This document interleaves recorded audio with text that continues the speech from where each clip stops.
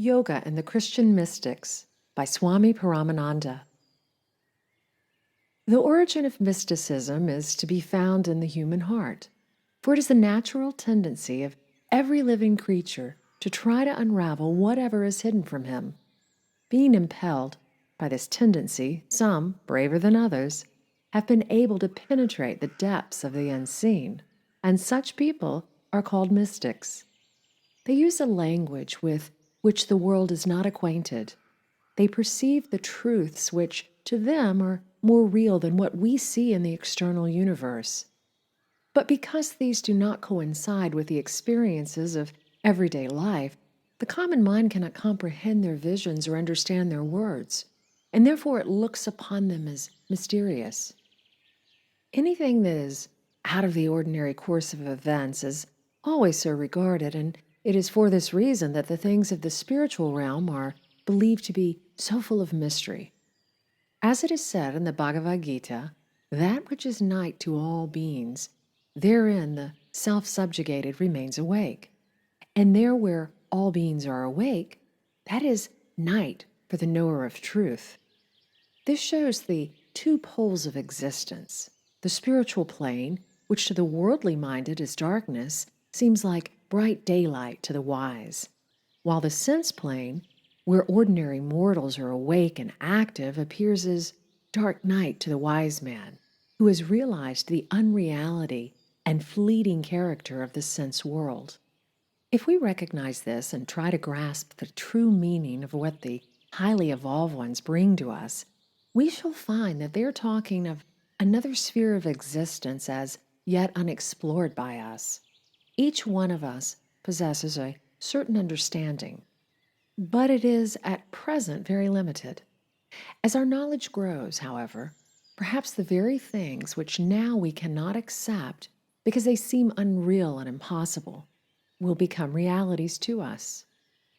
Regarding the rise of mysticism, we cannot say it began at any particular period of history, nor can we claim that it is the exclusive property of any one race or creed, for it is to be found everywhere, among all religions and nations. And if we could destroy the whole of existing knowledge and leave mankind stranded without the help of any past records, very soon we should see the struggle for vision beginning afresh, and man would again discover the same hidden truths. It is the inherent tendency of the human heart, which naturally seeks to penetrate and reveal what is obscure. We find mystics among the Greeks, the Egyptians, the Hindus, the Sufis, the Neoplatonists, as well as among the Christians. Everywhere has been the same hunger for knowledge of the final reality towards which all life converges. As Professor Roy says in his Studies of Good and Evil, if you pass backwards from Eckhart, past Dionysius, past Plotinus, far beyond and before the Christian era, you find, as I've already said, in the very dawn of Hindu thought, in the Upanishads, the same problem with the same elements. Already one conceives the world as the world of the Absolute Self. The Vedic sages define the Absolute as the one God hidden in all beings, all-pervading, the Absolute Self within all beings, watching over all our works, the witness, the perceiver, the only one. Sveta Svatara Upanishad. It is wise to confess that all things are one, the Greek Heraclitus declares, and Plotinus, the Neoplatonist, writes, good is not external to anyone, but he is present with all things, though they are ignorant that he is so. While a Sufi poet sings, I have put duality away. I have seen the two worlds as one. One I seek, one I know, one I see, one I call. He is the first, he is the last. He is the outward, he is the inward. The effort to pierce the veil and come face to face with this one has led men everywhere to evolve practical methods of spiritual development. In India, these methods were systemized into a science known as yoga, a Sanskrit term which means literally union, union with the absolute and the individual, between God and the worshipper, between man's higher and lower self. What is called by the Christian mystic the unio mystica, or the mystic union. Now, what is this union? We read in the Theologica Germanica. It is that we should be of a truth purely, simply, and wholly at one with the one eternal will of God, or altogether without will, so that the created will should flow out into the eternal will and be swallowed up and lost therein, so that the eternal will alone should do and leave undone in us. Or, as it is said in the Mundaka Upanishad, the wise, having reached him who is omnipresent, devoted to him, enter into him wholly. The knower of the highest absolute becomes like him and one with him. That there is no fundamental difference between the mystics of the Occident and the mystics of the Orient becomes more and more apparent as we study without bias. For in both we find the same intense yearning to reach the ultimate, to solve the problem of the invisible. All alike in their strivings are led to the same practice of discrimination, renunciation, concentration, and contemplation, which constitute the basic principles of yoga. The first step in the spiritual journey must always be to distinguish between the real and the apparent. The second, to choose the real and break away from the unreal. The result of this will be single-heartedness or concentration on the real, which inevitably leads to the habit of contemplation. When the interior and contemplative man has followed after his own eternal image, the Flemish priest John Ruysbroek writes, he is illumined by divine truth and partakes anew every instant of the eternal birth. And by means of the light, he enters into divine contemplation. And from this comes to pass a loving union wherein above all else our eternal beatitudes reside.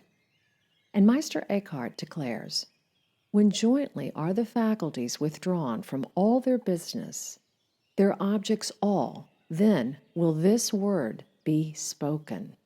Hence it is said, in the midst of silence was the secret word spoken unto me. The more thou art in trim all faculties, to indraw and forget all things and all their forms that ever were received into thyself, the more thou dost forget the creature thus. So much the nearer art thou unto this, so much the readier for it. For ignorance is destroyed by the unbroken practice of discrimination. We read in Patanjali's Yoga aphorisms, Samadhi, or God union, comes through concentration and the discrimination of the real, while through meditation of the yogi's vision becomes unobstructed from the atom to the infinite. Thus we see that wherever a desire for spiritual vision arises, there is a natural impulse to indraw and concentrate the mind on things not visible to the senses.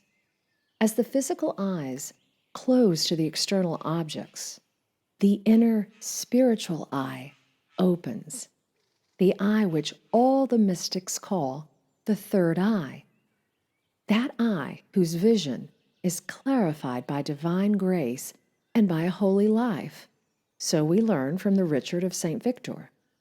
This eye enjoys the immediate discernment of unseen truth, as the eye of the body sees sensible objects. Or as Lord Krishna declares to Arjuna in the Bhagavad Gita, but with these eyes of thine thou canst not see me. Behold, I give thee divine sight. The ideas of renunciation and contemplation are little in accord with our present overactive, acquisitive life. But if we value the effect as we find it in the saints and great seers, then we should not reject the cause. How, indeed, can we really honor and admire the result if we're unwilling to accept the methods which the yogis and saints have employed to attain their sainthood? And there can be no doubt that they all practiced rigid self-denial as well as constant meditation in order to subdue their lower nature and purify their vision. Everywhere, too, the methods employed are strikingly similar in nature. The idea of renunciation so marked in the life of St. Francis is not peculiarly Christian. Indian history is full of like examples of yogis or men who renounced wealth, comfort, even throne, in order to gain God union. To my mind, all saints, whether Christian or non-Christian, are alike in their saintliness. There is no difference when the absolute union is reached. A saintly character is like a flower wherever he may be. He has the same fragrance, the same quality of radiating light and loveliness. Mysticism, it is true, has more often been identified with the East. But if we mean by mysticism spiritual vision transcending the limitation of the senses, it is not confined to the Eastern world, but it is to be found wherever there is spiritual illumination. That the East, however, and especially India, had a strong influence on the early Christian mystics cannot be denied. For it is so generally admitted that the so-called Dionysius the Areopagite, one of the most eminent of early Christian mystics, and St. Augustine, imbibed their passion for the absolute, as well as their methods, from Plotinus, the great Neoplatonist, who was an avowed student of Eastern thought. It is even recorded that he joined an expedition to Persia in order to study the philosophy of Persia and India. In his return, he settled in Rome, where he preached asceticism and the joy of the contemplative life with such impressive eloquence that many among the hundreds of leading Romans, both men and women, who flocked daily to hear him, gave all their fortunes to the poor, set their slaves free, and took up the life of renunciation, much as did later the followers of St. Francis. It is only through one-pointedness of devotion and singleness of purpose that we're able to penetrate the mysteries of the unseen universe. And many of the saints and sages, in attempting to do this, transcend the sense planes altogether and become so focused and united with the Spirit that the things of the material world cannot disturb them. As happened to St. Paul, Meister Eckhart writes, "What time," he said, "whether in the body I cannot tell, or whether out of the body I cannot tell, God knoweth. Then had the Spirit all the powers of the soul so altogether drawn into itself that from him had the body disappeared. Then was the memory no more at work, nor reason, nor the senses, neither the faculty whose care it is to tend and guide the body. Upgathered were life fire and heat of life. Hence did the body not decline away, though for 3 days he neither ate nor drank." It is also told of Brother Bernard and the little flowers of St. Francis of Assisi that on one occasion, while he was assisting at Mass, with his whole mind uplifted unto God, he became so rapt and absorbed in God that when the body of Christ was elevated, he saw nothing at all, nor kneeled him down, nor drew back his hood as the others did, but without movement of his eyes, with gaze fast fixed, he stood from morning until nones, not heeding aught, and after nones, returning to himself, again, he went through the house crying with a voice of glad surprise. This shows that the state of samadhi, or superconsciousness, described in the Vedic scriptures is not peculiar to the Indo-Aryans, but that wherever intensity of spiritual yearning lifts man above the limitations of the senses, he enjoys the ecstasy of a new consciousness, which is, as the Upanishads declare, beyond mind and speech. The Blessed Angela of Foligno dwells in the wonder of this state. Threefold is the transformation of the soul, she declares. The first is when the soul uses all its endeavor to imitate the life of Christ. The second is when the soul is united to God and loves God, the which, however, it is able to explain and set forth in words. The third is when the soul is so entirely made one with God and God with it, that it knoweth and enjoyeth with God the most high things, the which cannot possibly be set forth in words, nor imagined save by him who feeleth them. The whole science of yoga is directed towards the attainment of this state of superconsciousness or samadhi, and it offers various methods by which it may be accomplished. Recognizing the great diversity in human nature, it lays down different paths for the varying constitutions of mankind. To the active, it points the way through karma yoga, or realization by means of selfless performance of duty. Raja Yoga shows how the same end may be gained through subjugation of bodily passions and the practice of concentration and meditation. Those of strongly intellectual and philosophic tendencies are led by Jnana Yoga, or the path of right discrimination, while Bhakti Yoga teaches how through wholehearted devotion one may attain God union. Whichever of these methods a man chooses, however, he must in some measure practice all, if he would attain the state of beatitudes enjoyed by the mystics. But we may ask, why should we not be satisfied with our present state of consciousness?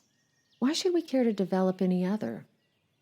The yogis reply that until man has gone beyond the three ordinary states of consciousness, sleeping, dreaming, and waking, and reached the fourth state, he cannot be free from error. And so long as he blunders, he must suffer. In the state of superconsciousness, he has all the strength of the other three states and something more, for he transcends the limits of the body, mind, and senses, and finds that which satisfies his soul. In order to taste this superconscious joy, however, we must, as St. Paul says, look not at the things which are seen, but at the things which are not seen. For the things which are seen are temporal, but the things which are not seen are eternal. And the unseen can only be perceived through the power of meditation. That supreme happiness which belongs to a mind which by deep meditation has been washed clean from all impurity and has entered within its divine nature. We are told in the Maitrayana Brahmana Upanishad, cannot be described here by words. It can be felt by the inward power only. In the same Upanishad, we read, water and water, fire and fire, ether and ether, no one can distinguish them. Likewise, a man whose mind has entered into such union with the Supreme that it cannot be distinguished from him, attains freedom. A verse which finds its echo centuries later in these words of St. Bernard. As a drop of water poured into wine loses itself and takes the color and flavor of wine, or as a bar of iron heated red hot becomes like fire itself, forgetting its own nature, so in the saints all human affections melt away by some unspeakable transmutation into the will of God. Thus it is obvious that this higher state of consciousness has been known in all ages. Vedic seers, Greek philosophers, Mohammedan saints, and Christian mystics have all alike experienced its transcendental, beatific joys. The reality of this consciousness was most forcibly illustrated in our own time by the great seer and mystic Sri Ramakrishna, who lived in India during the latter part of the 19th century. It is known that he attained the highest state of samadhi, or God consciousness, in which he forgot his bodily existence altogether and remained absolutely united with his ideal, whom he called the Divine Mother. As he communed with his mother in the hours of superconscious illumination, he came to realize that the infinite spirit whom he worshipped as the mother of the universe, was no other than the One, whom the Christians invoke as Father in heaven, the Mohammedans as Allah, the Jews as Jehovah, the Zoroastrians as Ahura Mazda. And he declared, "Many are the names of God, and infinite the forms that lead us to know him." Common man in ignorance says, "My religion is the only one. My religion is the best." But when his heart is illumined by true knowledge, he realizes that above all these wars of creeds and sects presides the one, invisible, eternal deity. Although practically without education, knowing little of history or geography, by finding within himself that truth which is the common birthright of all mankind, he gained a universal understanding and a catholicity of vision which has rarely been equaled. Having himself attained union with the Supreme Spirit, he realized his union with every human heart and the union of all human hearts with the Absolute. When spirituality becomes vital, then the world produces saints and sages who make God a reality to us. But when material advancement is the aim of existence, men are swept by desire for things of this life only. Then the lives of the saints grow more mysterious and their words lose all weight. Let us hope and pray that we may again revive the visions of these mystics and experience for ourselves the joy of the contemplative life and of God union.